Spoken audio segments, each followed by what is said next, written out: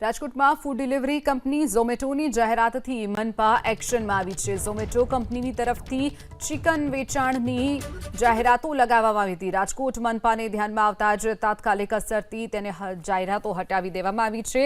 Standing કમિટીના chairman Jaymin Thackeray ચિકનની જાહેરાતો દૂર કરવા માટેના આદેશ આપ્યા છે। સ્ટેન્ડિંગ કમિટીના ચેરમેને એડ એજન્સીને નોટિસ આપવા માટે પણ આદેશ કર્યો છે।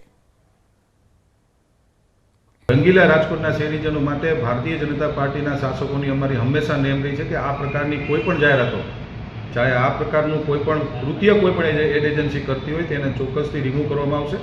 આજે મારા ધ્યાનમાં આવ્યું છે, મેં અધિકારીઓને સૂચના આપી છે। 11:30 વાગે મારા ધ્યાનમાં આવ્યું છે ને 12 વાગે આ રાજકોટના આખા રાજકોટમાં જ્યાં જ્યાં પણ આવા મટનના અને ચિકનના જે હોર્ડિંગો માર્યા છે એ અમે અત્યારે રિમૂવ કર્યા છે।